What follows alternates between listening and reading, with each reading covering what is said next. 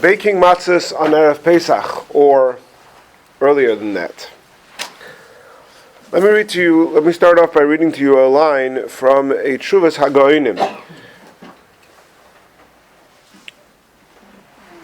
So, some of these sources which we're going to be basing today's class on are from the Goinim, which refers to the period immediately post-Talmudic, the Goinim who were based in Bavel. Some of them are already from what we call the time of the Rishonim, but very early on, Rashi and his contemporaries, that generation. So here the question is posed like this. Yehudi Echad, there was a Jew, Afa Matzes Koidim Gimel Shois Barba Asar Ukvarbia Kala Chametz. He baked his matzahs early on in the day on the 14th of Nisan, before 3 hours into the day. Ukvarbia Kala Chametz, he had already gotten rid of all of his chametz. Va'afal pikein, and nevertheless, Asru Matzahs Shalei, they forbade his matzahs. So this person, he baked his matzahs on Erev Pesach, but the problem is he did it in the morning. Now the subtext seems to be suggesting that this individual understood that the primary concern in baking matzahs early was that you still have chametz.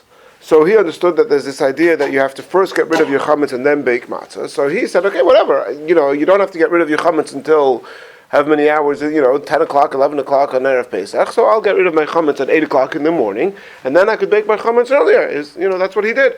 But the nameless, nevertheless, whoever the they is, forbade his matzahs. Because whoever the they is, they believed that the matzahs have to be prepared later on in the day on Erev Pesach. Now, this might surprise some of you, because some of us may have heard that there are people out there who bake matzahs on Erev Pesach. Some of you may never have heard of that. Certainly, I don't think it's anything that anybody in this room has ever done. You go to the store, you buy your matzah a week before, a month before. Hopefully, it's not baked more than 6 months before Pesach, right? But this seems to be something which is an idea which is completely foreign to us about how important it is to bake the matzahs on Erev Pesach, and not just Stam on Erev Pesach, but specifically later in the day on Erev Pesach. Now the truth is that once upon a time, this was standard practice, as we're going to see. And I'm not sure exactly when and how this practice more or less faded into oblivion. But certainly, in part, it came with the commercialization of life. So as Jews moved into the cities, into bigger communities, so it's not just small villages with a small amount of Jews, but much larger communities. So the availability for everybody to just bake their own matzahs very later, right before Pesach, becomes more difficult. And in general, the commercialization of the world and the way we run our lives today, where we rely on, most of us don't bake our own we think of we prepare for Pesach. You prepare chicken and you prepare kugel and matzah, you go and buy matzah. Nobody thinks about making their own matzah. We don't shech their own chickens. Right. We don't shech their own chickens, exactly right. So that's once upon a time, how did you get kosher meat? You bought a chicken, you took it to the shochet who you personally knew and you personally trusted. And then that's how today we get to this whole thing. Which shchita do you eat? Which shchita don't you eat? The whole thing is really a sham. The shchita you're supposed to eat is the shchita that you watch, the shochet who you personally know and trust, shech the chicken, right? So here we have, already, I think it's true to say that it's already a couple hundred years when it's certainly not all Jews are keeping this. We'll see maybe some sources soon. But this is certainly an aspect of Jewish life, of Pesach life, which has become a little bit diluted, if you will, in today's day and age. So let's go back to the beginning and see what this is all about. So the truth is, in the Gemara, there's no mention at all about the making matzahs on Erev Pesach, but it seems to be, we could take for granted that was the practice, that nobody was making matzahs before Erev Pesach. And even in the Goinim and the early Rishonim, there's very little discussion about baking matzahs on Erev Pesach per se. It's also taken for granted. the main sources all are discussing it in the context of what do you do when Erev Pesach falls on Shabbos. If we're going to assume that there's a mitzvah to make your matzahs on Erev Pesach, so if Erev Pesach falls on Shabbos, you cannot bake matzahs on Shabbos. So what do you do? So l'chayra, there could be two options, right? Bill, what do you think? If you don't like it when I pick on you. You pass. Okay. David Yehuda, what do you think? I think we bake matzahs. Yes. We do bake. What's the yes? What do you do when Erev Pesach falls on Shabbos? When do you bake the matzahs? I don't think you should cook matzahs on Shabbos. You don't think you should cook matzahs on Shabbos? Good idea. So what are we going to do? I agree. We shouldn't bake matzahs on Shabbos. So what's going to be the other option? Let's hear. You make them before Shabbos. Oh, says David Yehuda, you make them before Shabbos. Could there be another option? Matza Shabbos. Oh, Matza Shabbos. It's already Yom Tov. On Yom Tov, you're allowed to bake. So instead of going home after, so the first Seder night is Matza Shabbos.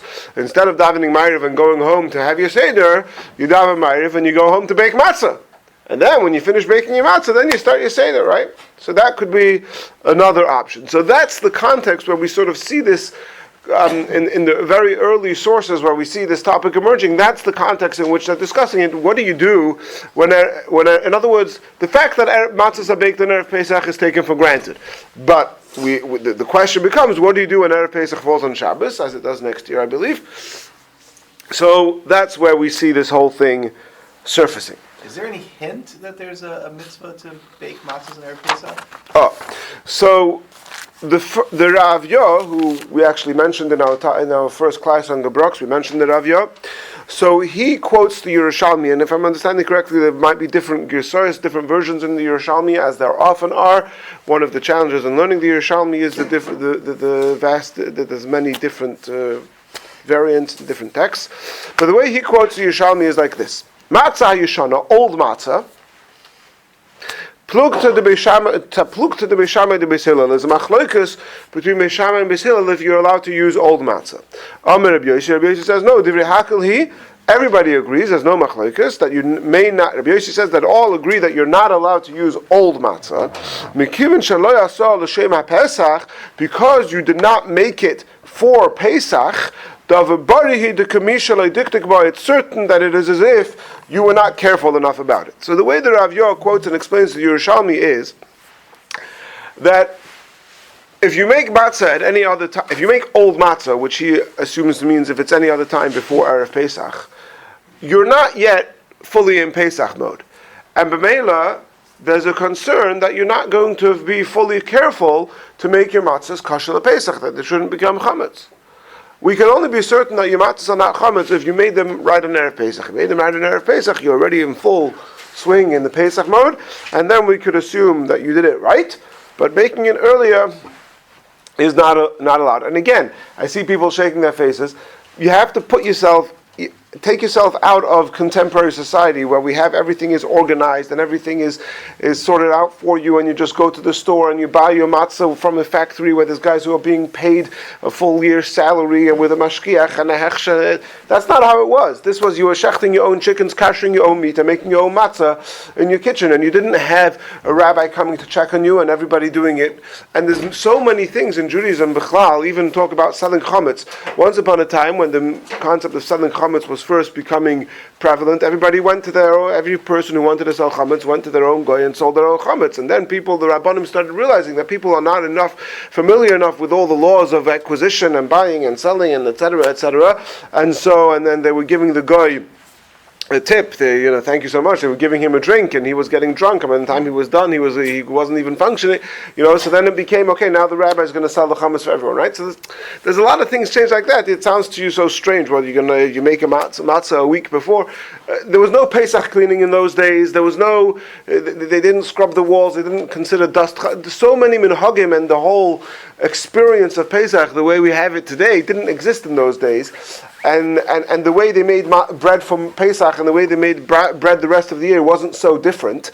And so the concern that if you weren't fully in Pesach mode, you might not be careful enough to make your bread properly kosher l'Pesach, it wasn't such a far-fetched concern. So I'm definitely confused. So you're saying back in the day, it was simpler to prepare and celebrate Pesach? 100%. Pesach cleaning is a recent phenomenon. Once upon a time, you would kash anything that you were using to prepare food, you would kasher. Other than that, you would look around and you would make sure you did bedikas chametz, you would make sure there were no pieces of chametz that were edible, and the rest of it you were done. The whole idea of making sure there's no crumbs in the back of your couch and scraping the walls is a development of the last few centuries, mainly in Ashkenaz. So They certainly...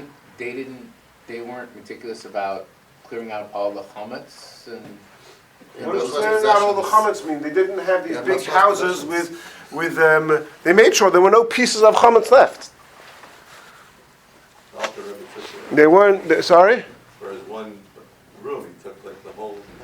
Good. That's Rebbe Shazachan. Yeah, I'm talking about what Klal Yisrael did in the days of in Talmudic times. Yeah. They weren't particularly concerned with like something like crumbs, right? Yeah, crumbs. I mean, I take your word Yeah. for it, but I would imagine the thing is it takes more time to gather all the raw materials. You know, the wine and the right type of flour and So they had shmura flour, but the actual process of making bread on Pesach and making bread the rest of the year was pretty much the same in Talmudic times. Certainly some of the types of bread. Again, there were many different types of bread in different regions and different things. But I think probably everyone's wondering, like everyone assumes that what they have at a matzah factory is something that you can never do at your home, which is probably true. So the way it's done today in a matzah factory, I mean, actually, I just saw an article now discussing different home ovens and electric ovens and gas ovens, if it's possible to make kosher matzah in them. But certainly, the way it's done today, that you have a matzah oven with a fire that's thousands of degrees hot and makes a matzah in a matter of seconds, is not something that most people could emulate in their own kitchens. But that you don't need that to make kosher matzah. Yes. When we had a kosher matzah bakery here in Skokie, we used pizza ovens to get the heat. So you could do it really fast, and then there was no question about the 18 minutes and all that. Right. Yeah. Now, yes. so that first night after Marv, you're on the clock, right? Because you have to finish by. Oh, very good. So Steve is saying that if you're going to do matzahs on the first night, when it falls on Erev Shabbos, you're going to make matzahs then. How long does it take you to make matzah? And is that going to delay your Seder? What's the concern in delaying your Seder? So Steve is saying, well, the concern is that you have to finish your Afikoyman before Chatzos. And I would add that there's another concern that the children might fall asleep. We know we do so much of the Seder is to keep the children engaged, and that's why it's brought in Shulchan Aruch that you're supposed to go home right away and start your Seder immediately, so the children shouldn't fall asleep. So again, that would be another cause for delay, and you're 100% right, we are going to see those concerns mentioned in the sources, but we have to go in order. You're talking about Motzei Shabbos. Motzei Shabbos, yeah. Motzei Shabbos, so No. you have to now start baking the matzah. If you go that direction. Right. Yeah. Now, there's also another, in addition to the Yerushalmi, again, so we've seen here the Yerushalmi according to the Rav Yah. The Yerushalmi's concern is that if you bake your matzah ahead of time, maybe you weren't careful enough that it shouldn't become chametz. Then we have a whole new angle attributed to Rashi. Now, there's a lot of discussion exactly. This concept is mentioned in numerous Sfarim, which are called from the Beis HaMedrash of Rashi. So you have it in Machzor Vitri, and you have it in the Sefer HaOira, and you have it in a number of other Sfarim like that. Sefer HaPardos. The question is, did Rashi himself hold this? In other places, Rashi's held something else. This is to the school of Rashi. So maybe Rashi himself was more lenient than this or not, but certainly around Rashi there was an opinion that said the following. Erev Pesach, again, he's talking here about Erev Pesach that falls on Shabbos. It is forbidden to make matzah on Erev Pesach. Some say that this is just a hidur mitzvah, that it's a nice thing to make it right before the Seder, so therefore you would do it Matzah Shabbos. But we, the school of Rashi, we say no, it's actually a biblical prohibition to make your Erev Matzah on Erev Pesach. And here we're going to see the most extreme opinion in this whole sugya, which seemed to be held by quite a school of Rishonim, and that's really the quote we started with. Who this individual, he made his matzahs on Erev Pesach, and he got rid of his chametz before he made his matzah, but he did it too early in the day. He did it in the morning, and they forbade it. Why did they forbid it? Says, let's call it Rashi. Iskish matzah lePesach. We find in the Gemara numerous halachas that the mitzvah of matzah is equated by the Torah to the mitzvah of the Korban Pesach. For example, the Korban Pesach has to be consumed before Chatzos, before midnight. Therefore, as Steve just mentioned, you have to finish your matzah before Chatzos. So Rashi assumes, and we'll see that many Rishonim ask, well, where are you getting this from? But Rashi, this shitta assumes that this is not just pertaining to the consuming, to the eating of the matzah, but also to the preparation of the matzah. So just like the eating, preparation of the just like the eating of the matzah is compared to the eating of the Korban Pesach, the preparation of the matzah is compared to the preparation of the Korban Pesach, and the preparation of the Korban Pesach has to be done when? After Chatzos on Erev Pesach, after 6.5 hours, actually half an hour after Chatzos on Erev Pesach. So too, baking the matzah has to be done after that time, and it's even midiraisa. According to this opinion, it's a biblical. In order to be able to fulfill the mitzvah of eating matzah on the first night, you could only fulfill that mitzvah with eating matzah that was baked after Chatzos in the afternoon of Erev Pesach.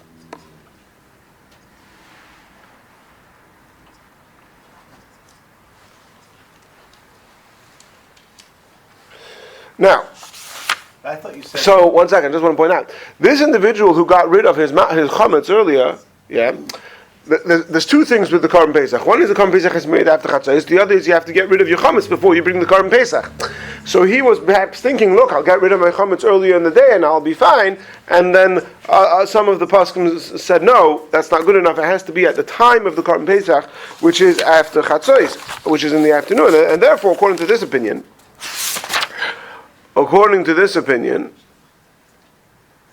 if Erev Pesach falls on Shabbos, what do you do when the Korban Pesach? What do you do when Erev Pesach falls on Shabbos? You roast your Korban Pesach at night before the Seder. So you would have to bake your matzah at night after on Matzah Shabbos. Now, second night Seder. One second.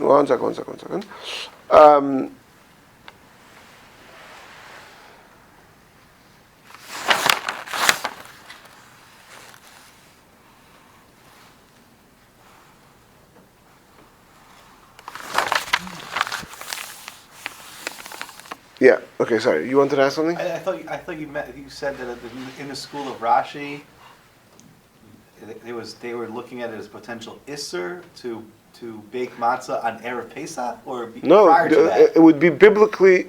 You mechuyev midiraisa to. It's not an isser. It's a mitzvah. Yeah. That the mitzvah to eat matzah is to eat matzah that was made on Erev Pesach after Chatzos midiraisa. Now, there's two differences. If it's not relevant to the whole flow, it just It's nicer. you have. So you have nicer. And therefore you couldn't have matzah the second day. Why don't you have nicer? I'm just saying. Okay, good, It's fine. Pesach. Yeah, and economy. So you're asking, really your question, I didn't know or whatever. The question is, what do you do for the second night? Do you make matzah for the second night on Erev Pesach, or do you make it on the second night before the Seder? We don't have time to get into all the things. It's discussed. Okay. Now, just to contrast the Rashi with Yerushalmi, and that we've just said, there's two important differences. Difference number one is Rashi seems to be saying that this is a biblical part of the requirement of the mitzvah, that it be made in Erev Pesach. And according to the Yerushalmi, it's a rabbinic concern that because if you make it ahead of time, maybe it's going to become chametz. And there's also another very important difference, that Rashi is talking about specifically the matzahs that you eat for the Seder. The matzahs that you eat the rest of Pesach, do whatever you want, right? But according to the concern of the Yerushalmi, that if you make it ahead of time, it might be chametz, then it's not just the matzah for the Seder, then it's the matzah of the entire Pesach should be made only on Erev Pesach. Now,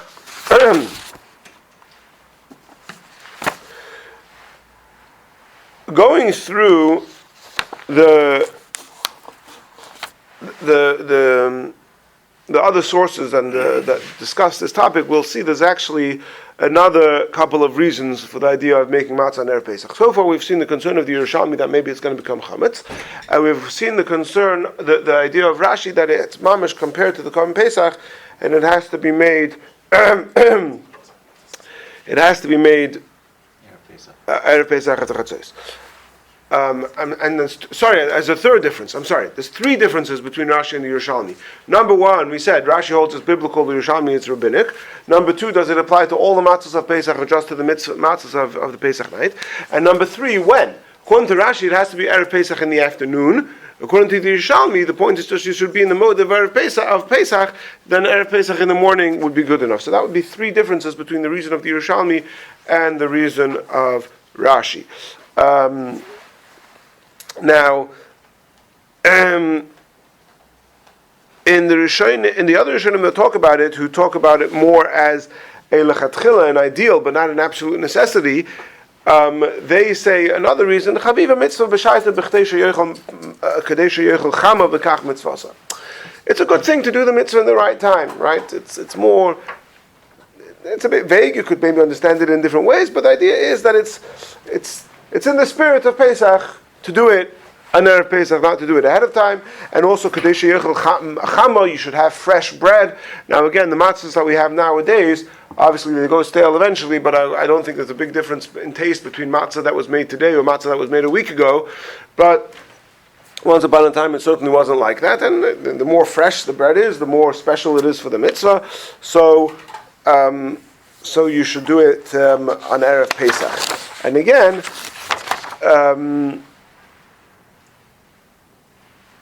the question becomes, what about, according to this concern,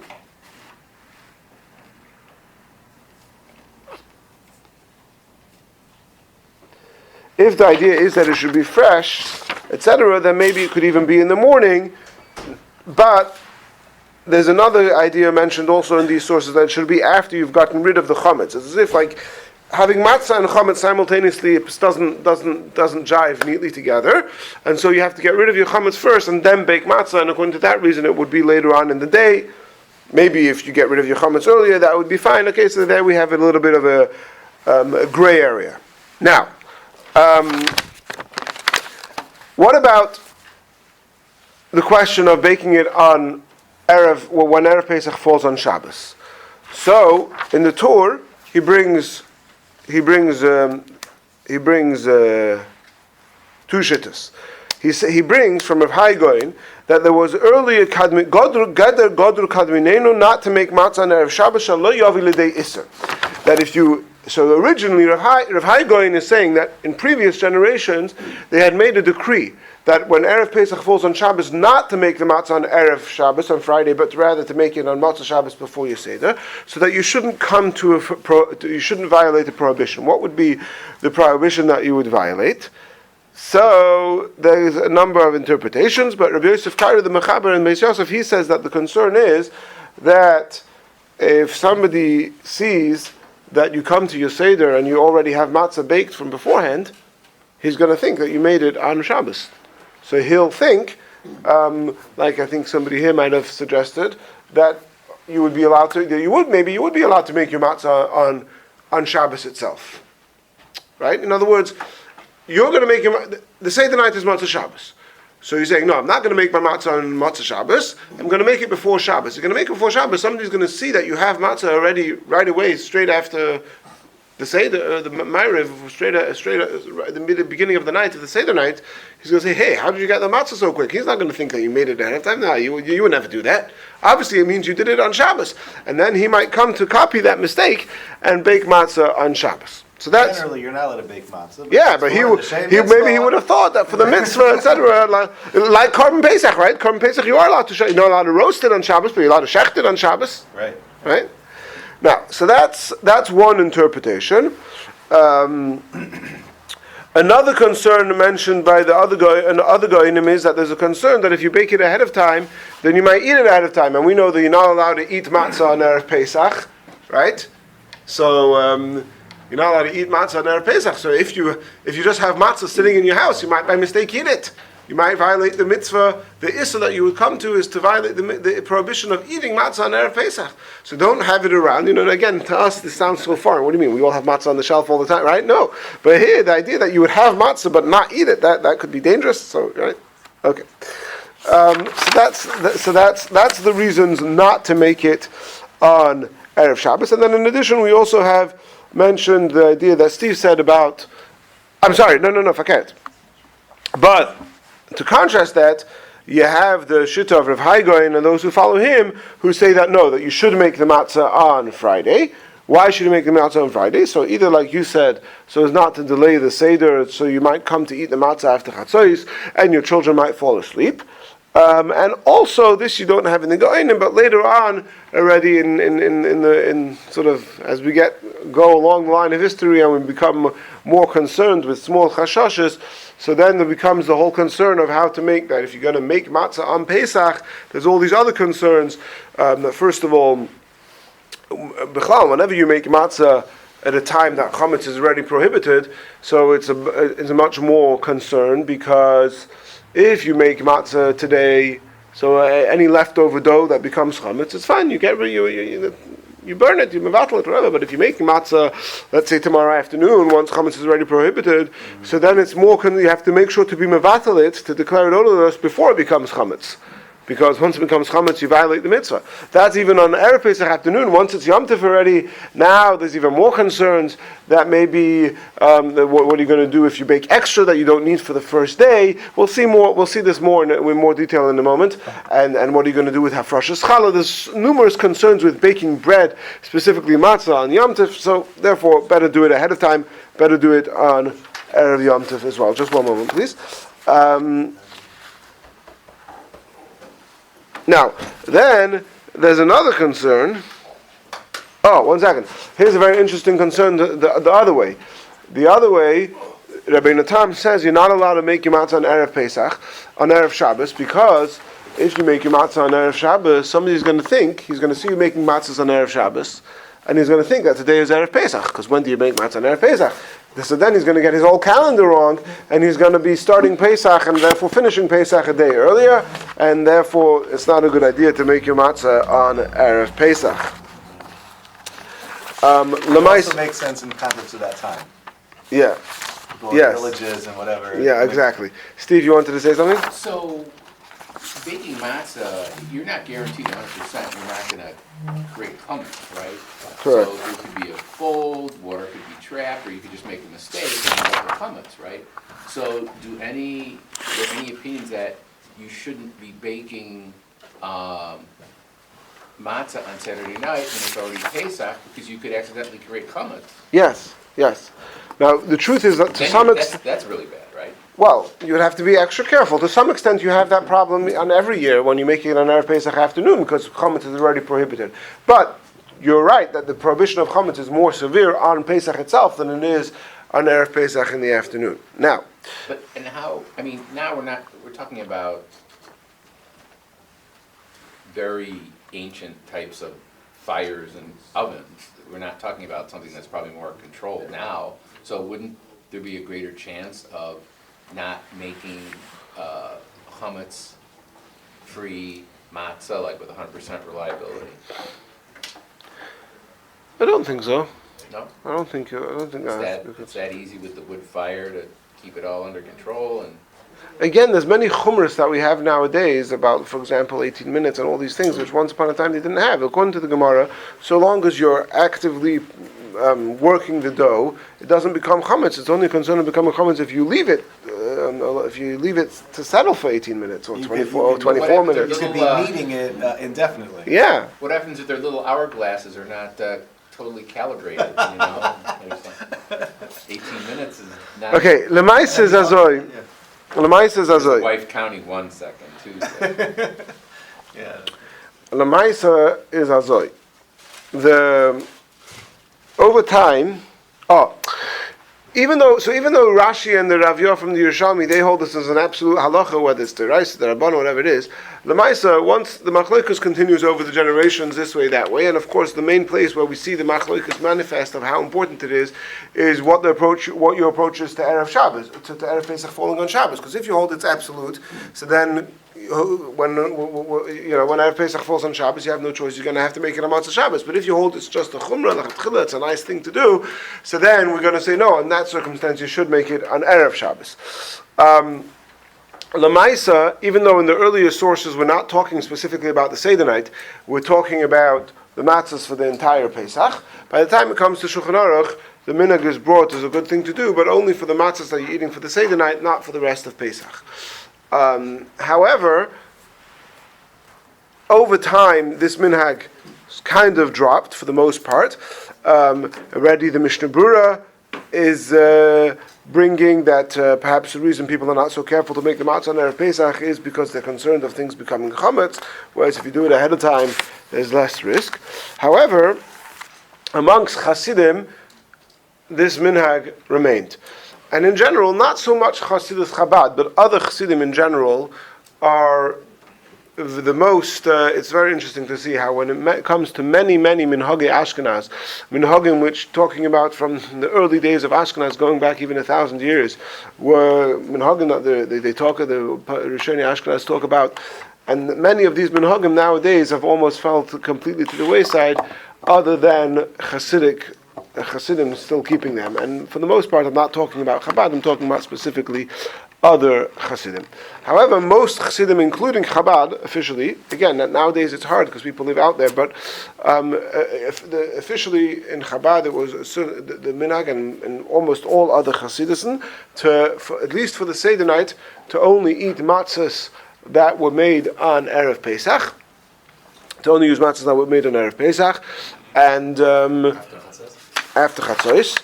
And if I recall correctly, it's brought down that the Rebbe himself would only eat matzahs that were made on Erev Pesach for the entire Pesach. So it seems like the Rebbe's personal behavior was actually in line with the Rav Yah, that for the whole Pesach, to only eat matzahs that were made on Erev Pesach. But I don't believe that was ever a widespread minhag, not by other Chassidim and certainly not in Chabad, but for the Seder night, to use matzahs that were made on Erev Pesach itself. But what if and again, Pesach was mostly Shabbos? In Pesach, What did the Rebbe do? so Pesach Matzah Shabbos in Chabad, well, we'll see in a minute, but in Chabad, in the vast majority of communities, when Pesach falls on Erev Shabbos, the minhag remained to make, when Erev Pesach falls on Shabbos, the minhag remained to make the matzahs on Friday, with perhaps a couple of exceptions. I seem to have in my head Skver, that in Skver till today, when it's such a year that Erev Pesach falls on Shabbos, they make the matzah on Matzah Shabbos before the Seder. But that's certainly the exception and not the rule. Another interesting minhag that developed, and I'm not sure exactly where the earliest source for this minhag is mentioned, is the idea of saying Hallel when you make the matzah on Erev Pesach. Now, we can understand, we're familiar with the idea of saying Hallel when you make the Korban Pesach, right? We say tomorrow when we say the Korban Pesach.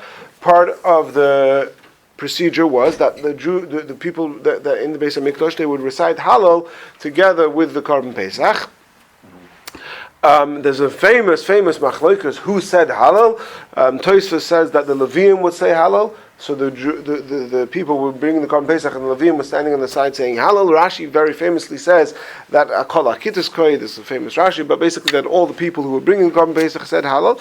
And indeed, the minhag developed, and you could, if you go on YouTube, you could see numerous Chassidish rabbis on Erev Pesach. They're all standing in the matzah bakery, and they wear the big day Shabbos. They're wearing the shtreimel and the bekasha, and with the sleeves rolled up and an apron, and they're preparing the matzahs, and they're all singing Hallel. It's brought down, this article that I'm using here from Rabbi Gedalia Oberlander. He brings that the first source he seems to quote about it is from the Chidah, Rabbi Chaim Yosef David Azulai, and he brings in the footnote that this is also brought down in the Siddur of the Arizal, that to say Hallel while you make the matzahs, and this is Zeichel Korban Pesach, to commemorate the Korban Pesach. And he brings in this article that even that in some circles by Chernobyl Hasidim, and I mentioned before Skver are a branch of Chernobyl, that they not only do they say Hallel with the Korban Pesach, when they make the matzah, they say Hallel with a bracha on Erev Pesach. So all Chassidim say Hallel on the night of Pesach after Ma'ariv in Shul. Before you go home, you say Hallel with a bracha. But he brings it that in Chernobyl Chassidim, they say Hallel with a bracha on Erev Pesach while they're preparing the matzah for the Seder night. Rabbi Chaim Tversky, He says it. Yeah. when we had the bakery, he would come in the day before with his people and make the matzahs and sing Hallel. Oh, Now beautiful. that it's closed, he has an oven behind his shul. So they're there today and tomorrow, making the matzah. Beautiful. Yeah. He still Okay. does it this way. Now, I'm going to read to you. So, There, my friend, yeah, that's what I just said. my friend Shmuel Super, Rabbi Shmuel Super, he sent me a diary written by a child, a person who was a child by the Maharid of Liadi. So when the Tzemach Tzedek passed away, almost all of his children became Rebbes. One of his children, I believe his name is Rabbi Yisrael Noach, he became the Rebbe of Chabad Liadi. So there's actually an earlier connection between Chabad and Liadi, because the Alter Rebbe himself was from Liadi. But at that point, the center of Chabad had become Lubavitch, the town of Lubavitch. And in Lubavitch, the Rebbe Maharash became the successor of the Tzemach Tzedek, so he was Chabad Lubavitch, which is what we know today. But there were numerous other Chabad Chatzeris. There was famously, well, I think I would say perhaps the most famous one other than Lubavitch nowadays is Kopust, which back in its prime I believe was even much bigger than Lubavitch. But there was also Liadi. Liadi didn't last very long. It just had 2 or maybe 3 Rebbes until, again, I don't know the exact history of how one died out. But here we have, so the Maharid, I forget what it stands for, but that was his initial. He was known as the Maharid of Liadi. He is a grandson of the Tzemach Tzedek. So his father became the Rebbe of Chabad Liadi, and when his father passed away, he became the Rebbe of Chabad Liadi. And this is a diary written by somebody who was lived in that town, and his family were actually, I think his father was perhaps the Shamash, was involved, was close to the Liadi Rebbe. And this is part of his description of his childhood. So this is so we don't have any such descriptions that I know of from Lubavitch. We know again the Rebbe himself actually didn't participate in the preparing of the matzah on Erev Pesach. The Bachrim would make the matzah for the Rebbe, but like I said, the Rebbe himself ate the matzah only that was made on Erev Pesach. But anyway, I'll read and translate this section of the diary. A tag far Pesach, a day before Pesach, when the Stube schon gewesen aufgeräumt, when the house was already cleaned for Pesach, und es gekashet and kashet the kitchen. Vielleicht man wieder reintragen die Bretter mit die Blech. We would once again carry in the boards and the metal sheets and Häuserein into the house. So you see, they're baking matzahs in the house, yeah? And we would bake shmura matzah for the mahadrin min mahadrin. Now this wasn't a work, this was a celebration, a Yom Tov. In other words, earlier he described the general preparation for Yom Tov and how for Pesach, and it was so stressful, and his mother would get furious, and whatever. And now, so the first time when they baked the matzahs for the whole Pesach, that was all stressful. But now there was no stress. This was already Yom Tov atmosphere. A Nacht früher, the night before, a few Chassidim came, und mit dem Taten zusammen, and together with my father, who, like I said, I think his father was, one of the shamoshim in this Liadi court. Flecken sie weggehen zum Teich. They would go to the river mit neue Emmers with new buckets. I guess to make sure they were kosher Pesach, we get new buckets.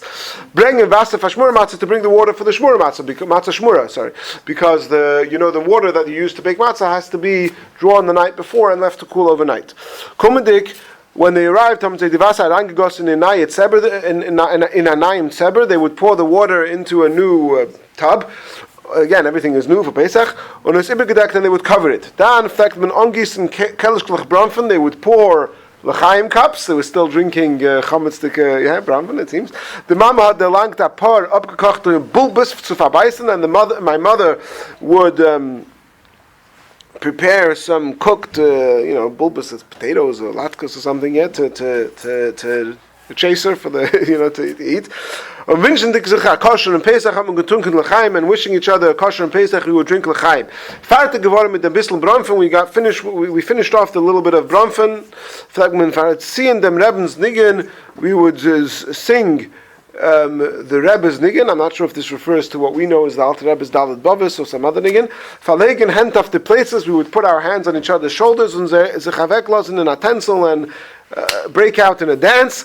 As the Fenster von Stub fangen sich schocklen, such a freiliche dance that the windows of the house would shake. Maybe he lived on the 6th floor of Winston Towers.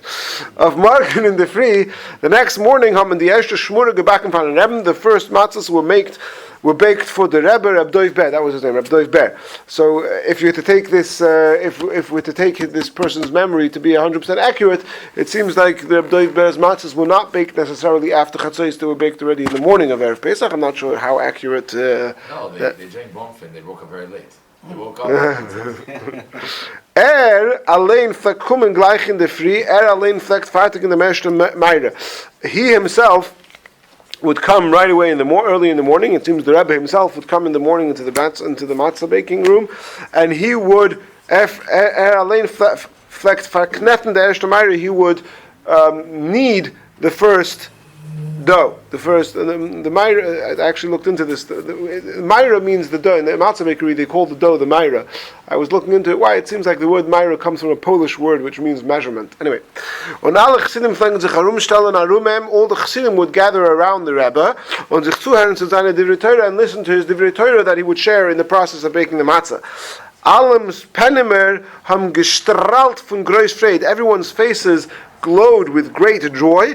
Und die Augen haben gebrannt mit jenem fire, and the eyes were aglow with the fire. Welch man sieht nur bei Menschen, which could only be seen by people, wenn sie seien in einer Shomi Yitzere Zustand, when they are in that's Zustand means circumstance, but when they are sort of in tune with their Neshama Yisera.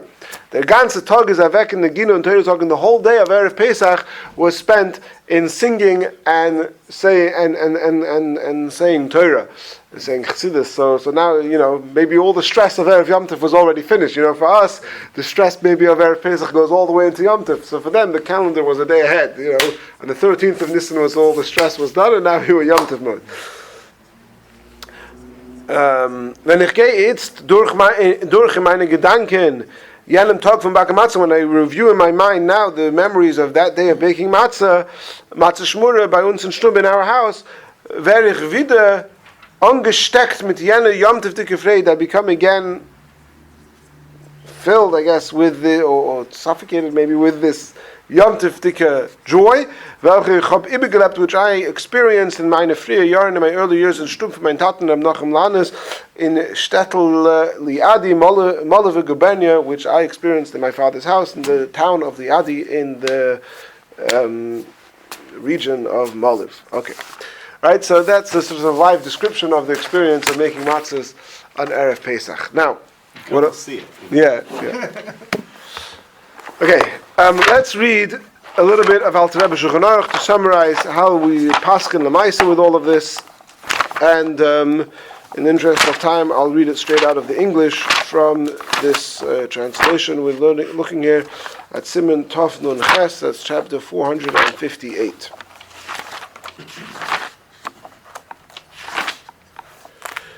It's universal Jewish custom not to knead the dough of the matzah to be used for the mitzvah of eating the matzah on the night of Pesach until after midday on the day before Pesach. You see, it's a universal custom, right? Among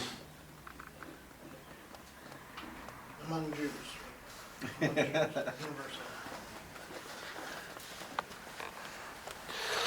For this was the time when the Pesach sacrifice was offered. So the reason the Alter Rebbe brings is the reason of Rashi, but he's not saying this is the biblical mitzvah, he's saying is that there's a custom. And the scriptural association was made between the mitzvah of matzah and the mitzvah of Pesach sacrifice, as it is written, you shall eat it together with matzah and bitter herbs. Since people at large cannot pinpoint the exact moment of midday, therefore should wait half an hour after midday. Okay, fine. And then we're skipping a bit. All of the above is merely a custom to be followed as an initial and preferred option. However, according to the fundamentals of the law, one may even, as an initial and preferred option, fulfill his obligation with matzahs that were baked several months before Pesach, provided they were baked with the intent that they be used for the mitzvah of eating shmura matzah. Okay, we're going to skip a little bit. Yeah, why? Because then he specifies that they were only compared to the Pesach with regard to eating it, not with regard to the time of preparing it. In a pressing situation, for example, matzahs are baked with the intent to send to distant locations, and the fundamental of the law may be followed. So basically, in pressing situation, you may use matzah that were made even ahead of time, not in Erev Pesach, which it seems like nowadays most people rely on the pressing situation But then he finishes off, however, in a situation that is not pressing, one should not deviate from the custom to make your matzahs only on Erev Pesach. If Erev Pesach falls on Shabbos, then the minhag is to do it on Erev Shabbos after Chatzos. Why after Chatzos? Okay, I don't know, I'm not sure exactly. And some people have the minhag then to do it on the night of Yom Tov on Matzah Shabbos, because Chaviva Mitzvah B'Shaita, it's appropriate to do it in its right time. But it's not it's not a good idea to do this, because you have to rush to eat as soon as Pesach starts so that the children shouldn't fall asleep, and also because you have to be, if you're making matzah on Pesach, on Yom Tov, you have to be careful with many halachas, how to separate challah from the dough, as is described in the previous chapter, 457, and how to clean the utensils from any chametz that might get stuck to them, as will be explained in the next chapter. And not everybody knows all the halachas, and they might accidentally come to burn challah on Yom Tov, which is a violation of Yom Tov, or to how do you call it, to clean the kelim, to clean the utensils in a way that's forbidden on Pesach, and therefore it's better not to do it. And then he finishes off that even on Chol HaMoed, it's preferable not to bake matzah, but you should bake everything ahead of time. So here we have a shift, whereas once upon a time they would bake matzah. In other words, the concerns he's saying here are concerns about baking matzah on Yom Tov. How are you going to separate challah? What are you going to do with the challah? Those of you remember a few years ago, we discussed a scenario where if Pesach fell on Shabbos and somebody had challah for Shabbos and they forgot to separate, to take challah, and they had can you give it to the kohen or not? Remember, we had the whole shaila. So that's connected to this whole sugya here.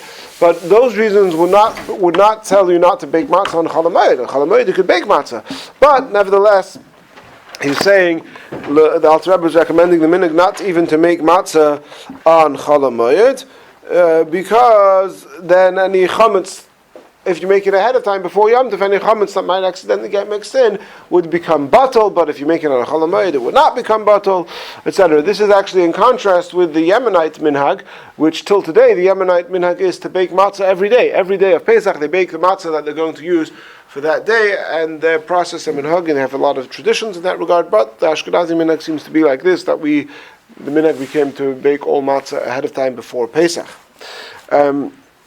Then the Alter Rebbe continues again, something which is not really practiced nowadays, that you should make, just like the bread of the Todah, of this Todah sacrifice, which is to celebrate one's freedom from jail, so al freedom from slavery. We emulate that just like in that case it was, they used one isarin to make 3 different types of challah, so we should make the 3 matzahs from one isarin, which is a measure of flour. It's a very big measure actually, and it's interesting that this is another concept, another aspect of preparing the matzah, which nowadays is completely unheard of. Nobody does this, but it was very strict. There's a lot of laws and a lot of details on how to do it. Ideally, he says, it's only ideal. If you can't do it, it's fine. But that ideally you're supposed to specifically bake the matzahs out of 3 matzahs out of this measure of flour. And he says that, and you have to bake them first the first one, then the second one, then the third one. And you should make simonim. Nowadays, all matzahs are the same, just a round matzah, right? But he says, no, you should make simonim. You should make a sign in the matzah to know which one is first, which one is second, and which one is third, and specifically to set them up on your Seder plate in that order of 1, 2, 3. And he says, don't do letters, because if you write letters on them, then it becomes a whole shaila if you're allowed to break those letters on Yom Tov. But other types of simonim, and indeed, if you look in ancient Haggadahs, in the different artwork, you can see ancient matzahs made with simonim to know which is 1 and 2 and 3. So I'm just going to show you here. Here you have in old Haggadahs matzahs which have one matzah had 1 protrusion, and this was the third matzah that has 3 protrusions, three fingers sticking out, and that's how they knew that was the third matzah. And there were different types of simonim. Here on the next page he brings a picture of circles where they had. Here, I don't know if you can see the picture so clearly, but if you take a closer look, you'll see here, this matzah has 3 circles on it. That was the third matzah, and I guess the second matzah would have 2 circles, and the first matzah would have 1 circle. So again, the history of all the different types of ways of making matzah over the years is a fascinating topic, and with only so much we could do in one class. But that is also another concept that's discussed in this very same siman in Shulchan Aruch. And with that, we wish everybody a kosher and freilich Pesach.